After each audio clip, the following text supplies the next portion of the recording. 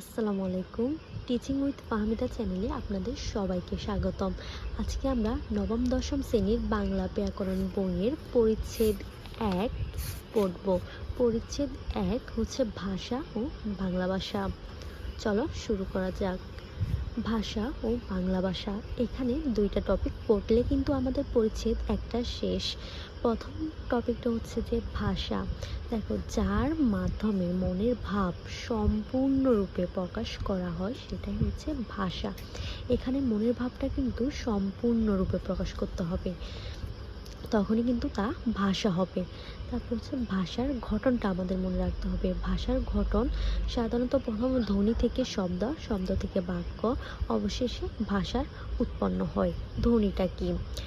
স্বর, স্বরেয়া, রসি, দীর্ঘি, সবগুলো কিন্তু এক একটি কি ধ্বনি। যেমন আরও আছে, যেমন ক, খ, এগুলা কিন্তু সবগুলাই কিন্তু এক একটা ধ্বনি। এই ধ্বনিগুলো মিলে কিন্তু আমাদের শব্দ সৃষ্টি হয়। যেমন আমাদের এখানে স্বরে একটা ধ্বনি, ম একটা ধ্বনি, ধ একটা ধ্বনি, র একটা ধ্বনি। এখানে কিন্তু অনেকগুলো ধ্বনি মিলে একটা শব্দের সৃষ্টি হয়েছে। যেমন কলম, এখানে ক একটা ধ্বনি, ল একটা ধ্বনি, ম একটা ধ্বনি। তিনটা ধ্বনি মিলে কিন্তু একটা শব্দের উৎপন্ন হয়েছে। তেমনভাবে অনেকগুলো শব্দ মিলে বাক্যের উৎপন্ন হয়। যেমন আমাদের বাড়ি পঞ্চগড়, এখানে আমাদের একটা শব্দ, বাড়ি একটা শব্দ, পঞ্চগড় একটা শব্দ।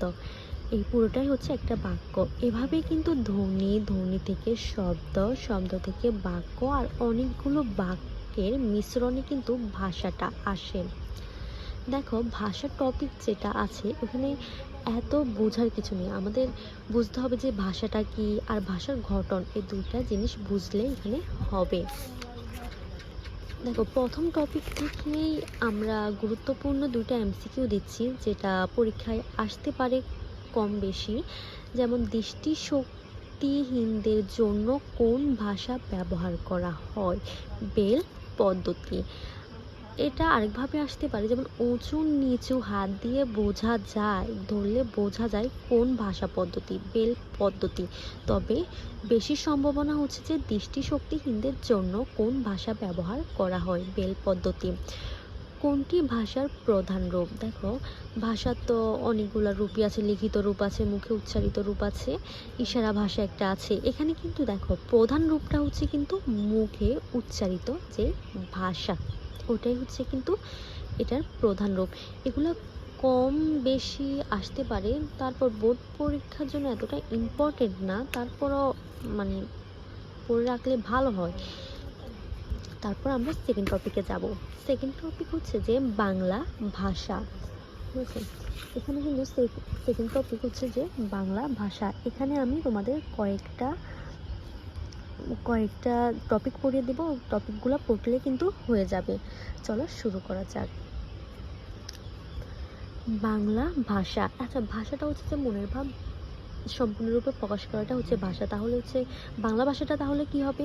বাঙালি জনগোষ্ঠী যে ভাষায় কথা বলে বা সম্পূর্ণরূপে মনের ভাব প্রকাশ করে সেটাই তো হবে বাংলা ভাষা, তাই না?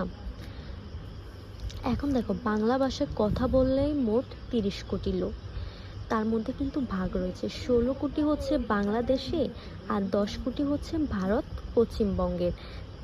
পশ্চিমবঙ্গের। তাহলে এভাবে কিন্তু প্রশ্ন আসতে পারে যে কোন দেশের সার্বজনীন ভাষা বাংলা? এখানে ভারত পশ্চিমবঙ্গের বা ত্রিপুরা দিতে পারে, তখন এটা আনসার করবে। ঠিক আছে, তাহলে আমাদের এখান থেকে 30 কোটি লোক, 16 কোটি হচ্ছে বাংলাদেশের, আর 10 কোটি লোক হচ্ছে যে ভারত পশ্চিমবঙ্গের। তারপর হচ্ছে দেখো, বাংলা ভাষা পৃথিবীর 6তম বৃহত্তম ভাষা। এটা কিন্তু খুবই খুবই ইম্পর্টেন্ট এমসিকিউর জন্য।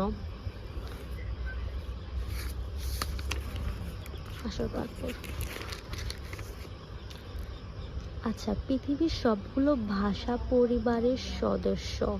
ঠিক আছে, এটাও অনেক ইম্পর্টেন্ট। ইন্দো ইউরোপীয়, চীনা তিব্বতীয়, আফ্রিকীয়, সেমীয়, হেমীয়, দাবডীয়, অস্ট্রো এশীয়। এটা কিন্তু এমসিকিউর জন্য খুবই ইম্পর্টেন্ট যে পৃথিবীর ভাষা হয়তো দিতে পারে যে কোনটা পৃথিবীর ভাষা পরিবারের সদস্য। এগুলা যে কোনো একটা দিতে পারে তখন ওটা নৈর্ব্যক্তিকে দিকে দাগাবে। এগুলো কিন্তু মুখস্থ করতে হবে যে ইন্ডো ইউরোপীয়, চীনা তিব্বতীয়, আফ্রিকীয়, সেমীয়, হেমীয়, দাবডীয়, অস্ট্রো এশীয়। ঠিক আছে, এগুলো হচ্ছে যে পৃথিবীর সবগুলা ভাষা পরিবারের সদস্য। আচ্ছা, এখানে আরেকটা ইম্পর্টেন্ট হচ্ছে যে বাংলা ভাষা কোন কোনটার সদস্য, কোন পরিবারের সদস্য। ঠিক আছে, এটা হচ্ছে যে ইন্ডো ইউরোপীয়। এটা কিন্তু খুবই খুবই ইম্পর্টেন্ট। এটা এটা হচ্ছে যে 1 2 3 4 5 6, এই 6টা অনেক ইম্পর্টেন্ট। এগুলো একটু মুখস্থ করে নেবে। এর মধ্যে বাংলাটা সদস্য হচ্ছে যে কি ইন্ডো ইউরোপীয়। ঠিক আছে, ইন্ডো ইউরোপীয় সদস্য হচ্ছে যে বাংলা ভাষা। আর পৃথিবীর সবগুলো ভাষা পরিবারের সদস্য হচ্ছে যে ইন্ডো ইউরোপীয়, চীনা তিব্বতীয়, আফ্রিকীয়, সেমীয়, হেমীয়, দাবডীয়, অস্ট্রো এশীয়।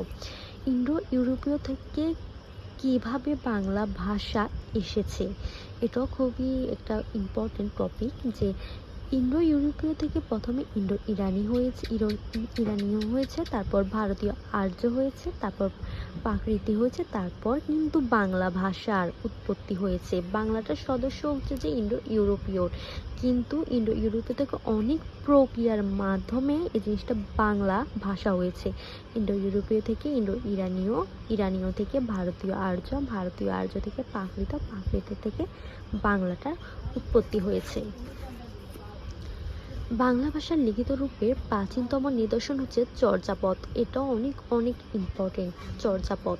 ঠিক আছে, যে বাংলা ভাষার লিখিত রূপের প্রাচীনতম নিদর্শন কোনটা, এটা হচ্ছে চর্যাপদ। বাংলা ভাষার নিজস্ব লিপি রয়েছে, বাংলা লিপি। এই লিপিতে কিন্তু 50টা বর্ণ রয়েছে, 11টা হচ্ছে স্বরবর্ণ, 39টা হচ্ছে ব্যঞ্জন বর্ণ। এটা তোমরা সবাই জানো যে বাংলা ভাষার নিজস্ব একটা লিপি রয়েছে, এটা হচ্ছে বাংলা লিপি। বাংলা লিপিটা হচ্ছে যে বাংলা লিপিতে কয়টা বর্ণ রয়েছে, 50টা বর্ণ। 50টার মধ্যে 11টা হচ্ছে স্বরবর্ণ, 39টা হচ্ছে ব্যঞ্জন বর্ণ। বাংলা লিপি হচ্ছে কুটিল লিপির বিবর্তনের রূপ। ঠিক আছে, বাংলা লিপিটা হচ্ছে যে কুটিল লিপির বিবর্তনের রূপ। আসতে পারে বাংলা লিপি কোন লিপির বিবর্তনের রূপ, এটা হচ্ছে যে কুটিল লিপির বিবর্তনের রূপ। আসল সেকেন্ড টপিক যে বাংলা ভাষাটা, এই বাংলা ভাষা থেকে আমরা কিছু গুরুত্বপূর্ণ এমসিকিউ দেখে নিই, একদম ইম্পর্টেন্ট এগুলা। বাংলা পৃথিবীর কততম ভাষা, ষষ্ঠতম। ঠিক আছে, ষষ্ঠতম।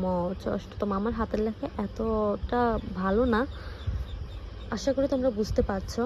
বাংলা ভাষার লিখিত রূপের প্রাচীনতম নিদর্শন কোনটি, চর্যাপদ। আমরা আরেকটু আগে দেখো, এখানে দেখো পড়ে এসেছি যে বাংলা ভাষার লিখিত রূপের প্রাচীনতম নিদর্শন হচ্ছে যে চর্যাপদ।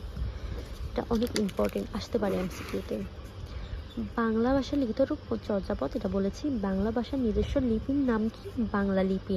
ওই লিপিতে কয়টা বর্ণ রয়েছে, 50টা বর্ণ, 11টা হচ্ছে যে স্বরবর্ণ, 39টা হচ্ছে ব্যঞ্জন বর্ণ। বাংলা লিপি কোন লিপি বিবর্তনের রূপ, কুটিল লিপি।